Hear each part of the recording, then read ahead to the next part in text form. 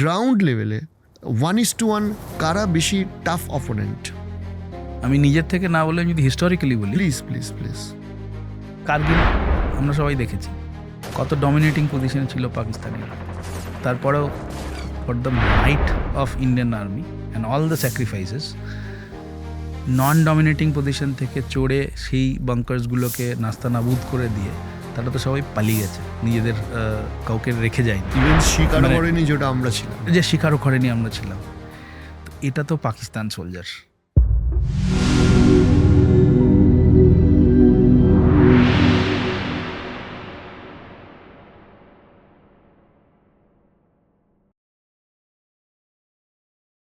LOC বা বিশেষ করে LAC-তে কোনো বর্ডার নেই, তো মাঝে মাঝে মানে আনঅফিসিয়াল ইন্টারাকশন আর্মিদের মধ্যে হয়, দেখা হয়। তখন ওই সময় তারা শত্রু না, তখন এই শত্রু হয় যখন দুটো দেশের টপ লেভেল থেকে অর্ডার আসে। এই এই এই সিচুয়েশনটা কি রিয়েলি কতটা প্র্যাকটিক্যাল বা বাস্তবে হয়? আমাকে একজন বলেছিলেন যে আমার রোজ বহু চাইনিজ আর্মির সাথে দেখা হতো, মানে হাসতাম, এবং আমাদের যখন ডিউটিতে আমরা ছুটি যেতাম তখন একটু মন খারাপ হয়ে যেত যে ওর সাথে দেখা হবে না। যদি ওই সময়ের কথা বলি, আগের কথা বলি, আমি প্রথম জীবনে যেই পোস্টে আছি, আমার পোস্টের সামনেই খুব খুব খুব কম ডিস্টেন্সে আর কি, একদম মানে খুবই কম ডিস্টেন্সে আরেকটা অ্যাডভার্সারির পোস্ট আছে। এটা কি LAC-তে? আমি JNK-র কথা মানে আমি কুপারের কথা বলছি। আচ্ছা আচ্ছা, পাকিস্তান, ইন্ডিয়া। ওকে, চায়নাটা ওরকম হয়নি, অত ওই লেভেলের আমি জানি না, বলতে পারবো না। সেখানে অ্যাডভার্সারি সামনে বসে আছে। কতটা দূর? 150 মিটার মতো। চোখের সামনে দেখা যাচ্ছে? চোখের সামনে মানে শোনা যাচ্ছে ও কি, রাত্রিবেলা শোনা যাচ্ছে ও কি বলে বা এরা কি বলে।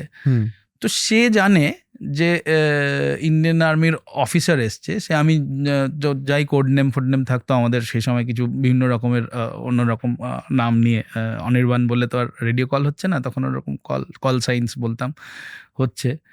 তো ওরাও জানে যে যতই সে চাদর গায়ে দিয়ে ঘুরে পোস্টের সামনের একদম কাছে গিয়ে দেখার চেষ্টা করছে কি হচ্ছে কি না হচ্ছে, তো ওখান থেকে চেঁচিয়ে বলবে যে ধরুন আমার কোড নেম হলো করিম কো বলিয়ে वहां से निकल जाए, ঠিক আছে, নেই তো করেঙ্গে। তো এরাও এবার বলবে হ্যাঁ হ্যাঁ তুম, মানে এই ধরনের এই নোকঝোঁক টাইপের জিনিসগুলো চলতে থাকতো আর কি বিভিন্ন সময়। এইটা আমার দেখা আর কি। মানে তার মানে কি এই যে এরা বন্ধু বা তা নয়, দে আর অ্যাবসলিউটলি অ্যাডভার্সারিজ। অ্যান্ড আলটিমেটলি মানুষ তো কেউ হয়তো বললো যে সব উধার না বহুত দিনও সে পোস্ট কা, আমাদের কেউ এসে বললো যে ওই পোস্টের না লোকটা চেঞ্জ হয়নি অনেক দিন। কেন, কি হয়েছে, কি করে বুঝলি? বলে না, ও বলছিল ছুটি চাইছি, ছুটি দিচ্ছে না। তো এই আদান প্রদানগুলো একটু হলো। তখন কিন্তু চলছে, তখন উই আর ভেরি মাচ অ্যাডভার্সারিজ। তখন কিন্তু সিজ ফায়ার হয়নি, আমি তখনকার কথা বলছি। আচ্ছা, ঠিক আছে। আবার রাত্রেবেলা হয়তো চললো, কিন্তু এইগুলো একটু হতো। আমি জানি না আজকাল সিচুয়েশনটা কিরকম, বাট আমার এটা আমি দেখেছি আর কি হতে। আর চাইনিজ বর্ডারে এরকম কোনো এক্সপিরিয়েন্স ছিল না? এরকম এক্সপিরিয়েন্সেস চাইনিজ নেই, বিকজ লেতে উই আর কোয়াইট পেছনে, মানে এই ধরনের এক্সপিরিয়েন্স হয়নি। আচ্ছা, এই দুটো মানে গ্রাউন্ড লেভেলে বলছি আমি, তো ওই যে কোনো দেশের ক্ষমতার সময় তো মানে প্রচুর কিছু ম্যাট্রিক্স আসে, কার কাছে কত এয়ারক্রাফটস আছে, কী কী টেকনোলজি এসে ব্লা ব্লা ব্লা ব্লা। আমি বলছি যে গ্রাউন্ড লেভেলে আপনারা দুটো আর্মিকে সামলেছেন, এই দুটো আর্মির মধ্যে মানে ভাষাগত ছাড়া প্রফেশনালিজম, অ্যাটিটিউড, এইগুলোর তফাৎটা কতটা আমাদের দুটো শত্রু দেশের জন্য? কারণ আমার মনে হয় এটা আমাদের দেশের মানুষের জানা উচিত বা দরকার। আর মানে গ্রাউন্ড লেভেলে ট্যাকটিক্যালি বা টেকনিক্যালি জিজ্ঞেস করছি না, 1:1 কারা বেশি টাফ অপোনেন্ট? ওকে, আমি নিজের থেকে না বলে যদি হিস্টোরিক্যালি বলি, প্লিজ প্লিজ প্লিজ। কার্গিল আমরা সবাই দেখেছি, ইটস অল দেয়ার। কত ডমিনেটিং পজিশনে ছিল পাকিস্তানিরা। তারপরেও for the might of Indian army and all the sacrifices, non dominating position থেকে চড়ে সেই বাঙ্কার্সগুলোকে নাস্তানাবুদ করে দিয়ে তারা তো সবাই পালিয়ে গেছে, নিজেদের কাউকে রেখে যায়নি, ইভেন স্বীকার মানে- করেনি যেটা আমরা ছিলাম। যে শিকারও করেনি আমরা ছিলাম। তো এটা তো পাকিস্তান সোলজার। ইন্ডিয়ান সোলজারিং এ কখনো এরকম হয়? কখনো এরকম হবে না। চাইনা প্রবাবলি, জানি না, চায়নার সঙ্গে আমি তো 62 ওয়ার বা এরকম কিছু স্ক্রিমিশেস দেখিনি নিজে, বাট চায়না প্রবাবলি এরকম নয়। I would probably say Chinese army slightly different, হয়তো এই পার্সপেক্টিভটার থেকে হয়তো একটু অন্যরকম, এইটুকুই আমি বলবো। আপনাকে আমি আমি আমি জিজ্ঞেস করবো যে জেন জি, তাদের মধ্যে অনেক জোশ, অনেকেই চায় আর্মি হতে, দেশের সেবা করতে, প্যাশন যে দেশের জন্য নিজের জীবন উৎসর্গ করব। একজন ex Indian army officer next জেনারেশনকে কি বলবে? প্যাশন ফর দেশ সেবা বা দেশাত্মবোধকতা, প্যাট্রিয়টিজম যাকে আমরা বলি, এটা নমস্য, ইট ইজ গুড, এটা সবার থাকা উচিত। তবে আমার মনে হয় শুধু জেনজি নয়, আমি সবার ক্ষেত্রেই বলছি, মানে এটা একটা জেনারেল ইয়ে, মানে নেশন বিল্ডিংটা শুধু আর্মির লোক কিন্তু করে না। ডেফিনেটলি ইঞ্জিনিয়ার, ডক্টর, আর্কিটেক্ট, সবাই এর নেশন বিল্ডিংয়ের কাজে, দেশ রক্ষা না করলে, মানে দেশ গড়ার কাজে সবাই ইকুয়ালি ইয়ে হয়। তো এইখানে তো প্যাট্রিয়টিজমটা সেই জায়গাটাতেও থাক, যে আমি একটা সুস্থ দেশ গড়ে তোলায় যেন পার্টিসিপেট করতে পারি, আমার যেন নিজের সেই ক্যাপেবিলিটিটা থাকে যে আমি পার্টিসিপেট করছি একটা সুস্থ দেশ গড়ায়।